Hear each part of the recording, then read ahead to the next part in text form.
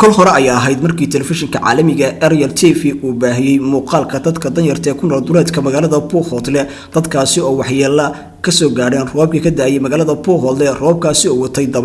دبيلا عسي أو صبي إن دمان بربريان تد كاسي هوي كده جيهين مجالة بوخوت لا قاركودنا أي دمان كقاعدين سقافة سراء جريها أي دجيهين حتى بقى أورك سمفلكة الدريال أي ضيق لجوه رئيسي أو العجة سو قارسي تد كدنير تا يكون ردولات كمجالة بوخوت لا deeqdan oo loo soo wakiishay Caaqil Cabdi Ibrahim Diiriye Ciise deeqdan oo aqalku u soo wakiishay gudoomiyaha ururka samafalka ee Daryeel Said Aadan Ibrahim Diiriye ayaa maanta deeqda si rasmi ah loo gaarsiiyay dadkaasi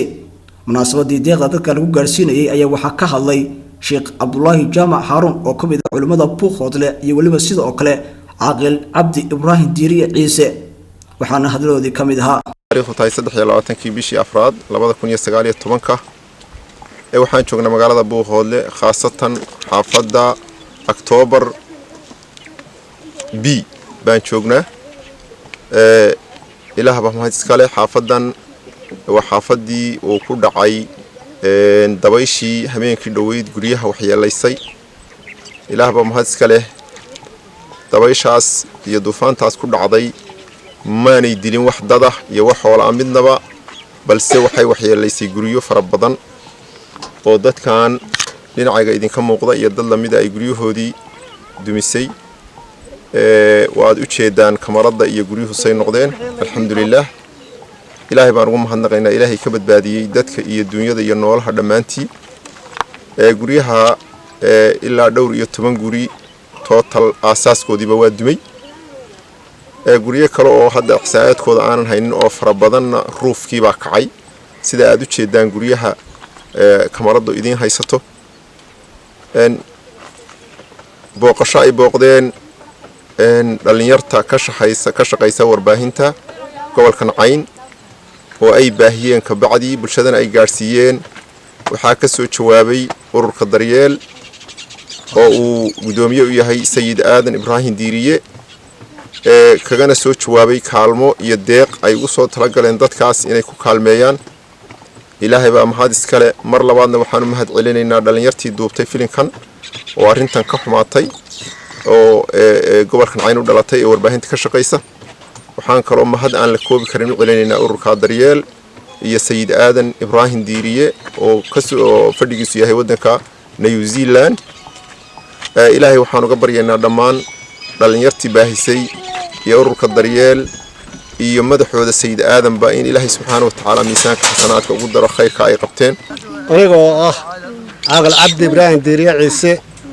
marka hore ilaaha baa mahad leh marka xigta waxa mahad labaad leh masiibadii halkan ka dhacday ee dabaysha ahayd ee duufaanka ahayd dadka maatada ee hadeera ku royay bacadka maanta toban aad u jeedaan aad wada arkaysaan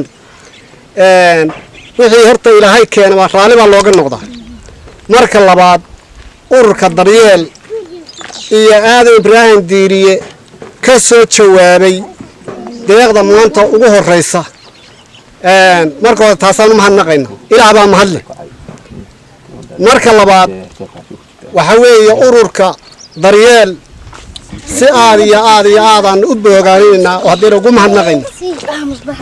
marka saddexaad Aadan Ibrahim Diiriye oo hadii la kurayay isaga laftiisu hawshii ka dhacday New Zealand hadii masaajidka ay ku dhacday oo wiilkiisii ku dhintay maantana ururka Daryeel hormuud u ah oo hadii la kurayay taabinaya dadka ummadda ee maanta dabaysha iyo bacadka taagan waxaanu ilaahay uga baryaynaa kuwii iyagana wixii sharag ka najeeya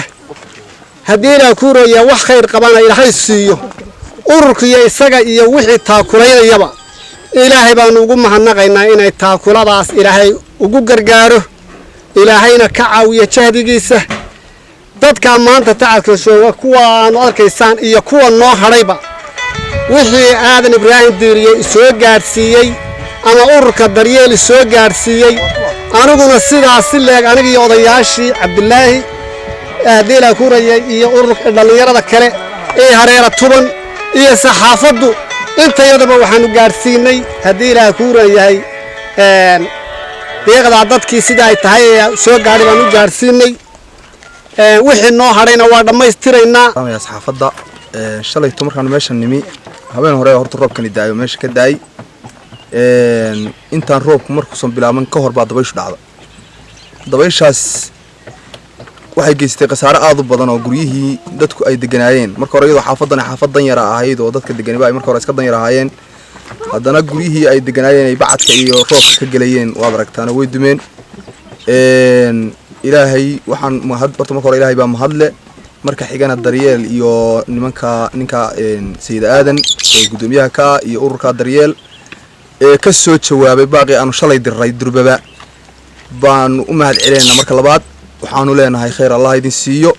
intan iyo in ka badan weeye dadku baahiduna way fara badan tahay meeshii ay geli lahaayeen waa dunsan tahay ama bacad ha ahaato ama roob ha ahaato waxaanu leenahay ummadda islaamka iyo hay'adaha samafalka ee caalamka iyo intii wax tari kartaba